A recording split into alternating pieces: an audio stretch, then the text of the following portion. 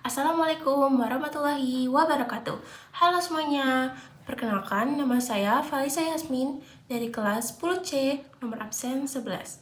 Di video kali ini, saya akan menjelaskan salah satu kerajaan yang pernah berdiri pada masa Hindu-Buddha, yaitu Kerajaan Majapahit.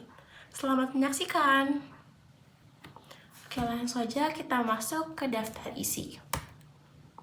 Yang pertama, yaitu latar belakang berdirinya Kerajaan Majapahit. Yang kedua, masa kejayaan Kerajaan Majapahit. Yang ketiga, fase kemunduran Kerajaan Majapahit. Dan yang terakhir yaitu peninggalan Kerajaan Majapahit. Masuk yang pertama, yaitu latar belakang berdirinya Kerajaan Majapahit. Kerajaan Majapahit adalah kerajaan bercorak Hindu-Buddha terbesar di Indonesia yang berdiri pada abad ke-13 hingga abad ke-16. Pendiri Kerajaan Majapahit adalah Raden Wijaya yang bergelar Sri Maharaja Kertarajasa Jayawardana. Kerajaan Majapahit berawal dari peninggalan Kerajaan Singasari sebelumnya. Kerajaan Singasari runtuh akibat pemberontakan Pangeran Jayakatwang pada tahun 1292 Masehi.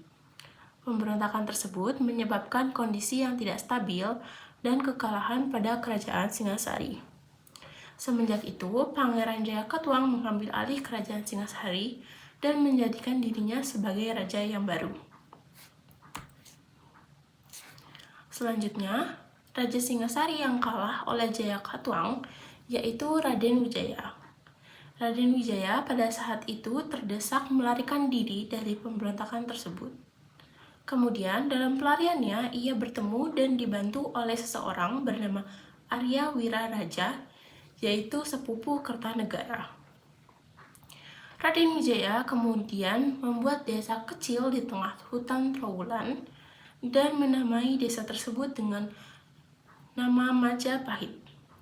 Sejak saat itulah Raden Wijaya menjadikan desa tersebut kerajaan dan mengangkat dirinya sebagai raja dari Kerajaan Majapahit. Kemudian saya akan membahas sedikit tentang asal-usul dari nama Majapahit. Penamaan Majapahit diketahui berasal dari nama buah maja yang banyak ditemukan di wilayah Trowulan dan memiliki rasa yang pahit, sehingga diberi nama Majapahit. Selanjutnya kita memasuki ke masa kejayaan Kerajaan Majapahit. Meskipun sering memberontak pada tahap awal, Majapahit tumbuh menjadi kerajaan terbesar di Nusantara. Masa kejayaan kerajaan datang ketika dipimpin oleh Hayam Wuruk pada tahun 1350 sampai dengan 1389 Masehi. Kerajaan Majapahit juga tak luput dari peran Gajah Mada, sang Mahapati yang berhasil menumpas segala pemberontakan dan bersumpah untuk menyatukan Nusantara. Selama 39 tahun berkuasa, Hayam Wuruk dan Gajah Mada telah berhasil membuat Panji Majapahit terlihat di seluruh Nusantara, bahkan semenanjung Malaka. Sumpah Palapa yang dikeluarkan oleh Gajah Mada dilaksanakan dengan wilayah Majapahit meliputi Sumatera, Semenanjung Malaysia, Kalimantan, Sulawesi, Kepulauan Nusa Tenggara, Maluku, Papua, serta termasuk Singapura dan sebagian kepulauan Filipina. Selain itu, kerajaan ini juga menjalin hubungan dengan Kampa, Thailand, Kamboja, Siam, Burma Selatan, Vietnam, dan Cina. Majapahit juga memiliki armada laut yang tangguh di bawah pimpinan Punala. Berkat kekuatan dan strategi militernya, Majapahit mampu menciptakan stabilitas di wilayahnya. Dari segi ekonomi, Majapahit telah menjadi pusat perdagangan di Asia Tenggara dengan ekspor lada, garam, dan lengkeng. Selanjutnya ini adalah beberapa raja yang pernah menjadi raja pada Kerajaan Majapahit.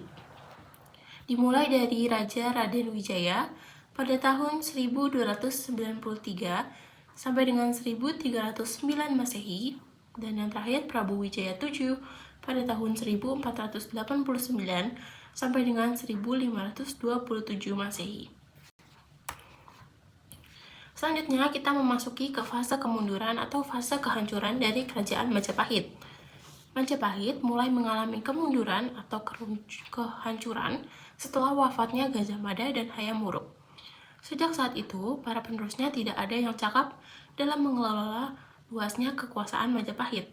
Selain itu, terdapat beberapa faktor yang mendorong runtuhnya Majapahit, di antaranya 1. Banyaknya wilayah taklukan yang melepaskan diri. Yang kedua, terdapat konflik perebutan tahta dan perang saudara. Yang ketiga, meletusnya perang Parekrek. Yang keempat, semakin berkembangnya pengaruh Islam di Jawa. Kemudian, kekuasaan Majapahit benar-benar berakhir pada tahun 1527 Masehi, setelah ditaklukkan oleh pasukan Sultan Trenggana dari Kesultanan Demak.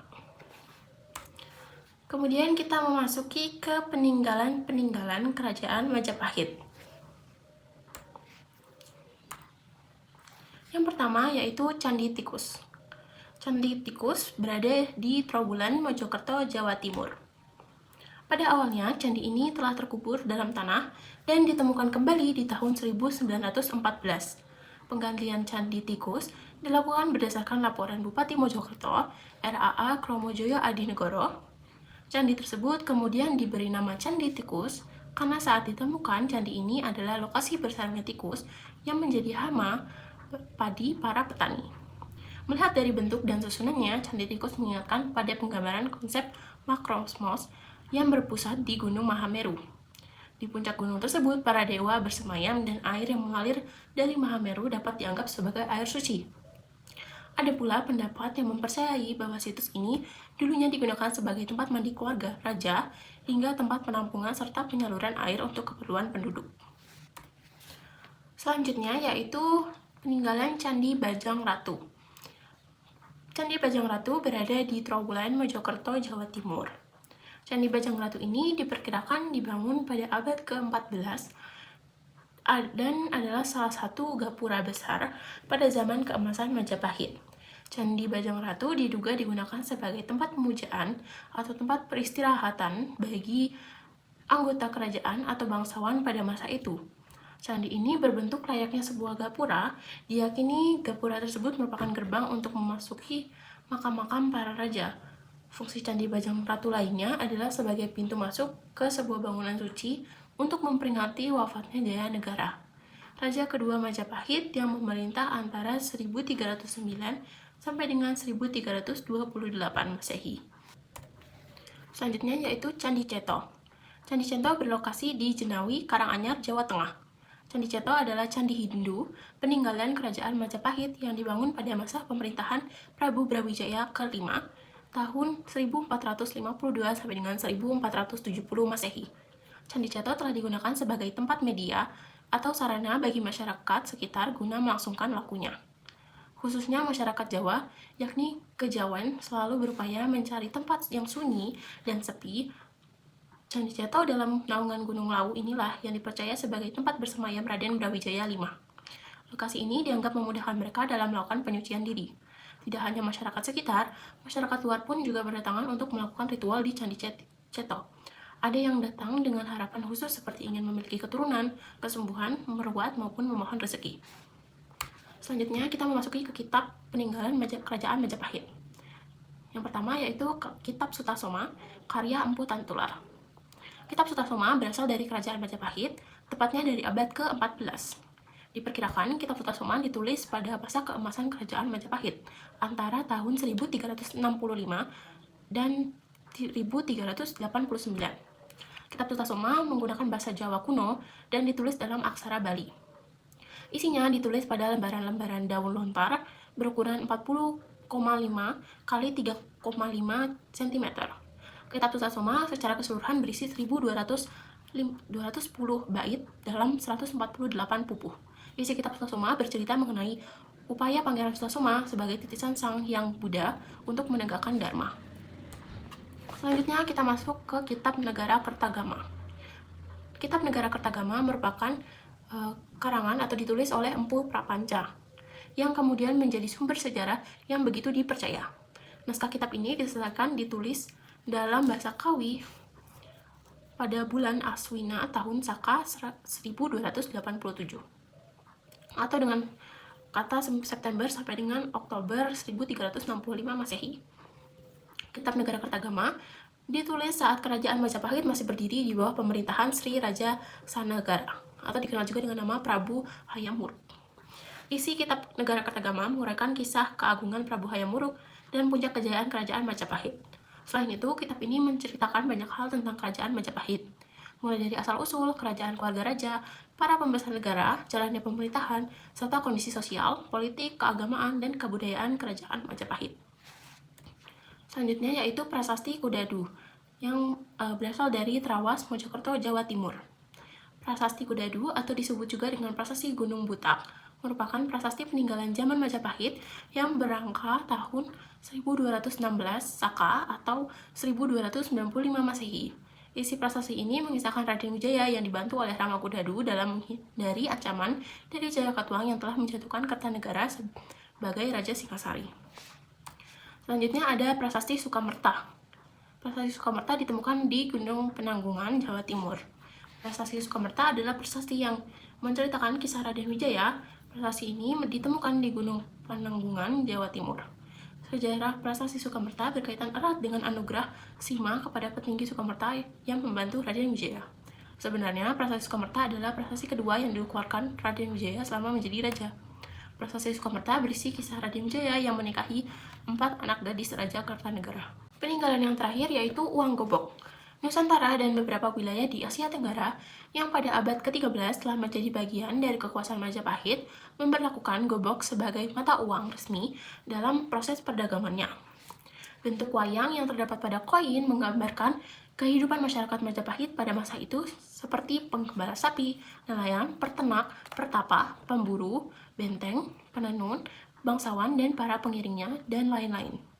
Tebal uang gobok sekitar 2-6 mm, diameternya sekitar 29 sampai dengan 86 mm, dan berat antara 16 sampai 213 gram. Beberapa ahli menyebutkan bahwa uang tersebut hanya tersebar secara lokal, tapi nyatanya tidak demikian. Reid menjelaskan bahwa beberapa koin gobok juga ditemukan di wilayah Bali, tempat di mana Majapahit berkembang juga di sana. Sekian penjelasan singkat mengenai Kerajaan Majapahit yang bisa saya sampaikan. Apabila saya ada salah kata dalam video ini, mohon dimaafkan. Wassalamualaikum warahmatullahi wabarakatuh.